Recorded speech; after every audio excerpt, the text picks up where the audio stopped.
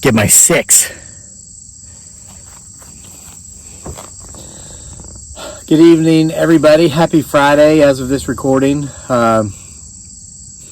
Been so busy mailing these suckers out and getting ready for back to school. Our son, for the first time in 2 years because of COVID, goes back to brick and mortar school in person here in just a few days. So we've been doing the hustle and bustle with that. And I'm planning some adventures once he's back in school. Getting out there in the field more, out in the woods, actually looking around for him, her, it, or they more in person. And got a night hunt coming up. Excuse me. I just ate some very delicious scallops that my beautiful bride Dearly, aka Giggly Girl, baked. Oh my gosh. So anyway, I'm going to do something here in this video. I'm going to read you a story from Bigfoot Sasquatch Files, Anthology 1. This is a 800-page book that's got volumes 1 through 10, and it combined as an anthology. They sold out in less than a day, the copies we ordered. We've got more coming in.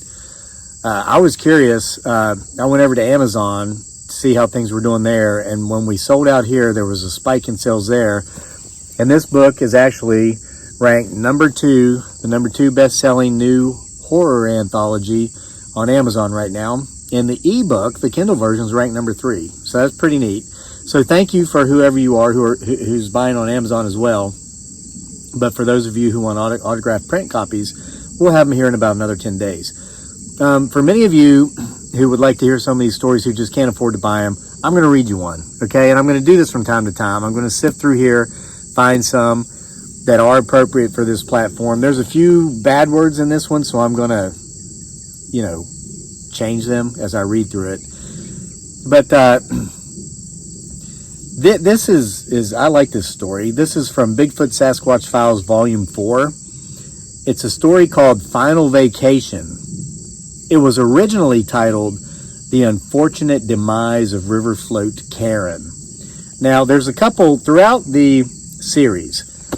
There's really two it's kind of like October Nights. October Nights was 31 short stories that didn't really have anything to do with each other except 5 or 6 of them. There was like a main theme kind of going through it. The Bigfoot Sasquatch Files series is the same way. There's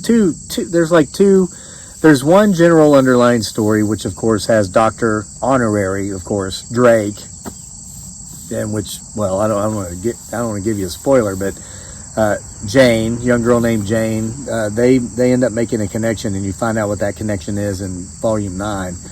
And you find out about, I'm telling you, I'm working on volume 11. It's coming, and the first story is a story called How I Met Your Mother, and it involves those characters. But then there's this other series of stories within the stories about these ultimate demise stories where people who are not so good kind of end up having they have some unfortunate demises. This is one of those stories. And what I really love about this story is that all of it is 100% true until we get to the end, when the conversation between, this is told in first person, this is written from my perspective, when the conversation between myself and River Float Karen ends, what happens next may or may not be true. Potentially, okay? So here we go. In this 3-pound anthology, Bigfoot Sasquatch Files Anthology 1, the single biggest collection of short stories written about Bigfoot Sasquatch in the history of literature. We've done it, folks. We've done it right here. Number 1, right here. It's actually number 2, but it'll get to number 1. All right. Final Vacation, originally titled The Unfortunate Demise of River Float Karen. It won't take too long to tell this one, because there's not much to tell, really. Just a story about a very unfortunate demise of a woman we'll call River Float Karen. And we won't be capitalizing the words river and float in front of the name Karen, as they should be in order to remain grammatically correct, and not because we're too lazy to hit the shift key too many times, but because we will not dignify her memory by doing so. Karen was not nearly as important as she thought she was. Why River Float Karen? Well, because that's what she was doing at the time of her unfortunate demise. She was floating down the river. And why Karen? Was that her real name? It's possible, but I doubt it. We're calling her Karen here because she was a typical privileged white woman. Oh, I'm getting ahead of myself again. Let's start at the beginning. So here's the deal. There's a particular spot on a particular river in my community, Charlottesville, Virginia, that is haunted as, here's where I would insert the letters AF. It's haunted AF. The land on both sides of the river used to be part of a massive plantation. Many enslaved people were worked to death there, literally, along the banks of the river, and when they dropped dead, their bodies were simply buried in unmarked, shallow graves. Many years before the land was part of a plantation, it was the living, hunting, and warring grounds of many different Native American Indian tribes. Archaeologists have found artifacts in the area dating back nearly 15,000 years. In a word, there have been a lot of tragic events take place in the area, hence its paranormal activity, and hence, in my opinion, the presence of, and I'm just saying potentially here, Bigfoot Sasquatch. There is one particular spot on the river, ironically just below its most popular swimming hole, that has always intrigued me the most. The reason why is because I have both fished and kayaked this portion of the river, and every single time that I have, I believe I have seen something out of the corner of my eyes watching me. At times from the bank, and one time from within the water. It was like something large, but not aquatic, was in the water with me, hunkered down with only its eyes and nose above the surface. This is true. This is all true. Every now and then, my beautiful bride and our son will ask me to take them swimming in this river at the swimming hole above the bend in the river that I've just described, and I always jump at the opportunity, not just because I absolutely love doing anything and everything with my wife and our son, but because it gives me an opportunity to go squatching in a place I firmly believe may or may not harbor that which I'm constantly seeking, Bigfoot Sasquatch. One day this past summer, this would be 2 summers ago now, we went to the river and the swimming hole, which we'll call the Bigfoot Sasquatch hole. And this, dear reader, is where we met River Float Karen. I first noticed River Float Karen from a distance. My family and I were swimming and playing in the water at the lower end of the Bigfoot Sasquatch hole. It had been my idea because the position allowed me to peer around the bend where I'd felt like I was being watched so many times in the past. If a Bigfoot Sasquatch were to make its way out of the woods and slip over the bank and into the river, I would be able, potentially now, to see it while safely keeping an eye on my family as well. I heard what sounded like squawking. I could tell it wasn't coming from a duck or some other sort of waterfowl because it was not a beautiful sound of nature. It was an annoying, bitching and complaining sound of a narcissistic, post-middle-aged white woman. Hey, we live in Charlottesville. You learn to recognize this sound quite well. I glanced upstream, and there she was, in all her 200-pound-plus glory, floating down the river on an inner tube that looked like it wanted to commit suicide due to clinical depression induced by having to carry her weight. And not just the weight associated with her body, but the weight associated with her ego. Disgusting, I heard her scream from about 200 yards away, but I couldn't make out the rest of what she was saying. There were many families swimming in the river that day, as it is probably the most popular river swimming hole in town, and I could see that each time River Float Karen got within speaking distance of anyone else in the river, she would speak to them, and every now and then she'd shout out the word disgusting, or filthy, or polluted, or dirty, and then she would keep floating by. I could tell by the body language and reaction of the people she spoke to that whatever she was saying must not have been very pleasant. Most of the people turned their backs to her, and some of them even got out of the river until she passed. One family actually packed up their things and left. This should be interesting, I said to my wife, and she just giggled. That's what she does. She giggles. That's why we call her Giggly Girl. But that's another story. But I'll tell you the reason she was giggling this time. And it's because she knows I don't put up with BS. I detest narcissists, and I don't cower in their I don't cower in the face of their passive aggressiveness. I call them out. "Oh, this water looks filthy," River Float Karen said, aiming her bitchery in my direction once she was within speaking range of me. "How can you people be in it?" she asked, looking at me directly now. Thinking that maybe I'd missed something, I looked around in the water, and just as I'd thought, and just as it had always been, the water was crystal clear. It's the Rivanna River, and it's a heavily protected part of the Chesapeake Bay watershed. And the water has always been so clean, at least in the 20 years that I've been in the area, that you could drink it. I looked back up at River Float Karen just in time for another derogatory statement about the water. "Isn't there sewage in here?" she asked. "Yes," I said, totally lying. "There's a busted sewage pipe about a mile upstream. I'm actually standing in poop right now." My wife giggled as I said all of this and turned her back to River Float Karen so she couldn't see. "Are you serious?" River Float Karen asked, and you could tell that she was serious. She was believing me. "He's pulling your chain and you're letting him," a thin man of about Karen's age said. He was floating in an inner tube beside her. I'd noticed him visually, but he'd not been bitching and moaning on his way down the river. As it turned out, the man was River Float Karen's husband. We'll call him Beta Male, because that's what he was. It was obvious that River Float Karen had his balls in a jar somewhere, either hidden in her purse or locked away in a bank box, just in case he ever felt the urge to go searching for them. I have to take a pause here. I'd probably use 4 or 5 stories where I use that analogy of these alpha women having their beta male's husband's balls in a jar. I'm sorry if I overuse that phraseology too much, but that's the best way to describe the situation some of these beta males are in. All right, and let me point out that has nothing to do with their sexualities. I proudly served in the Army with gay men who were some of the baddest AQQMFers you'd ever meet. Kill a terrorist in a minute.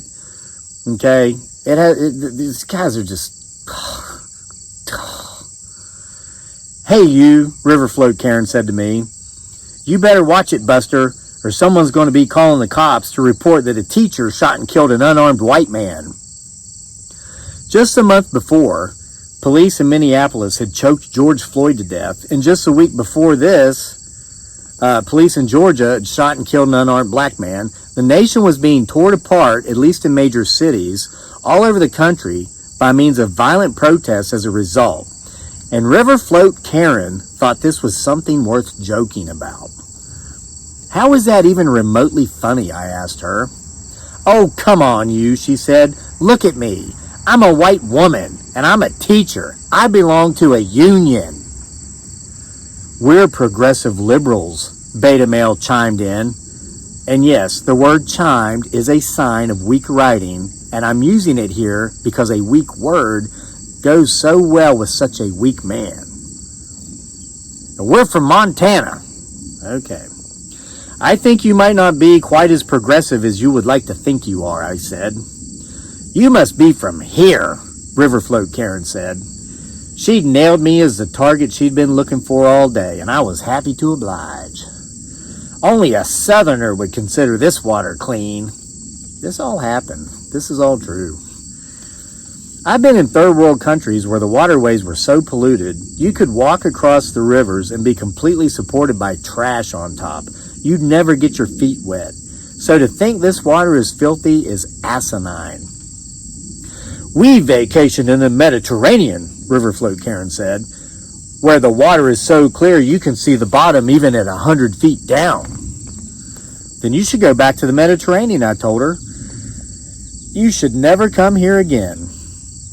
"Oh, we're not," River Float Karen said, enunciating the word "not" so profoundly that she wanted to make it as crystal clear as the waters of the Mediterranean, that our community would never have the privilege of being blessed with her presence again. Ever. "We won't miss you," I told her. My wife was giggling so hard now Karen noticed. "Who's that?" Karen asked. "Your daughter?" "Yes," I said, putting my arm around my wife. "Doesn't she look just like me?" Okay, so if you don't know me and my wife from our YouTube channel, Homesteading Off the Grid, I'll spell it out for you. I'm a white man in my late 40s. As of this writing, still am, haven't hit 50 yet. And my wife is a very beautiful, very petite Filipina lady in her early 30s. In a word, we look nothing alike. Why are you being so rude to us? Beta male asked, and he almost made eye contact with me when he did.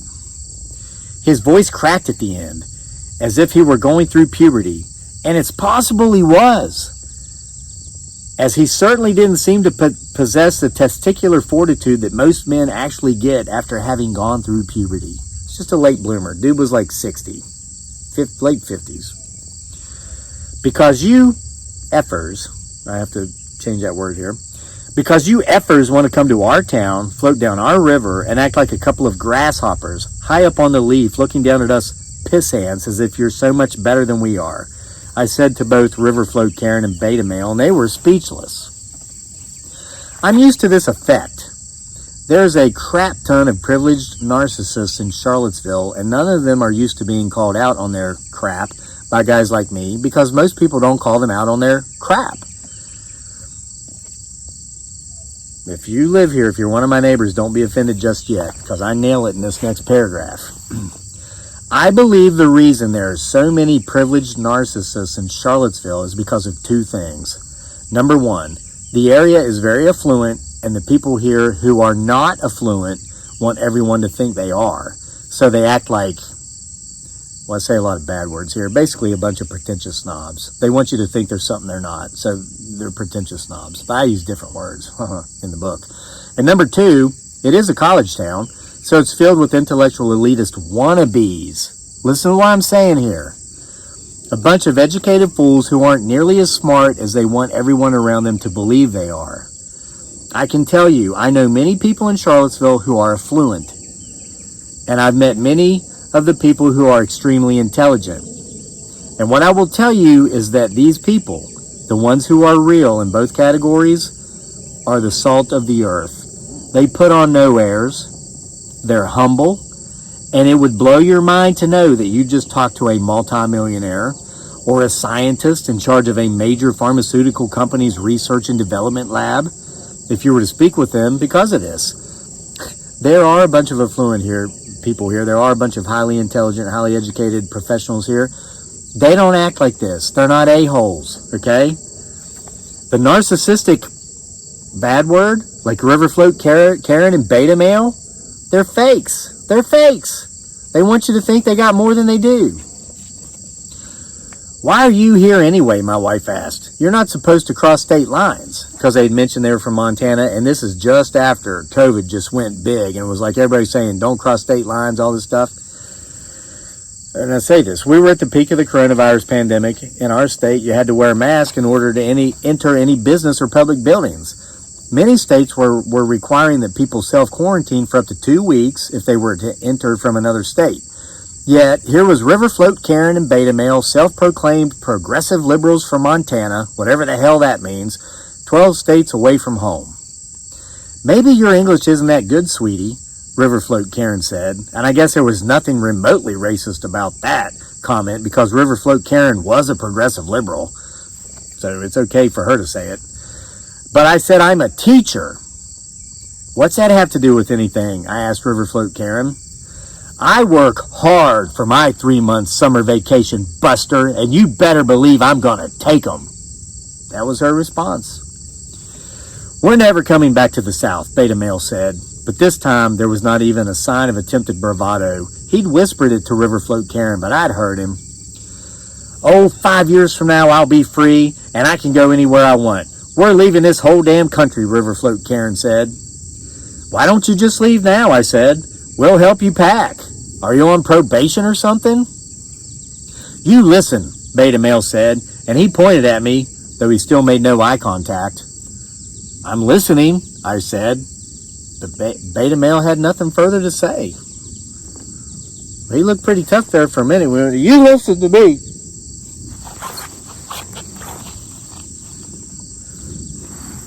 What a guy.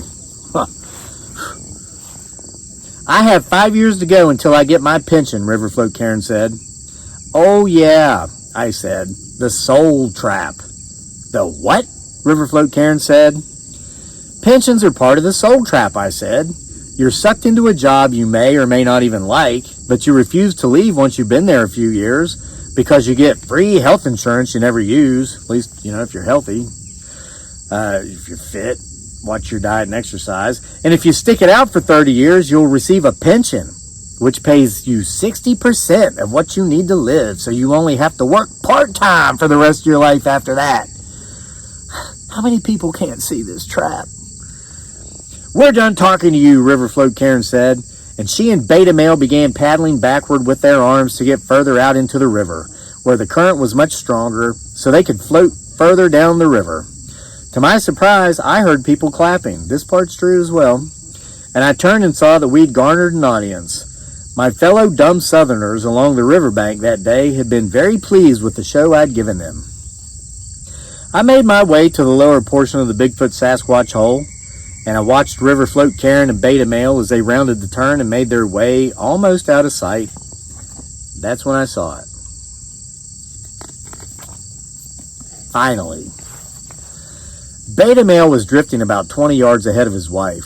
I guess that since he only weighed about half as much as his wife, the current had carried him ahead faster.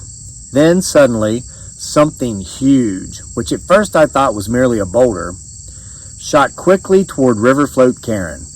All of a sudden, what I thought was a boulder rose from the water. I knew the water in this part of the river was about 5 feet deep, yet the water came up only to this mighty creature's waist. With one arm, its right arm, the creature, which may or may not have been, potentially now, Bigfoot Sasquatch, reached out and grabbed Riverfloat Karen by the hair of her head. And even though Riverfloat Karen weighed every bit of 200 pounds if she weighed an ounce, the creature lifted her off of her inner tube. I think he, she, it, or they, he, she, or it was merely just showing off, and then slammed her into the water. It sunk back down into the water, giving the appearance of merely being a boulder again, and it held Riverfloat Karen under forever. She never, ever came back up. The end. Postscript. Whatever became of Beta Male? Who gives a letter F? Bigfoot Sasquatch Files, Anthology 1, Volumes 1 through 10 combined. There was your sample. I'll be reading some more off and on while we're waiting to get the next batch, and they are on Amazon in print or Kindle. Hope you guys have a good weekend. I'm sure I'll see you tomorrow, which is Saturday as of this recording. If you're watching this 4 years from now, it might be Monday. Just keep watching anyway. Catch you next time.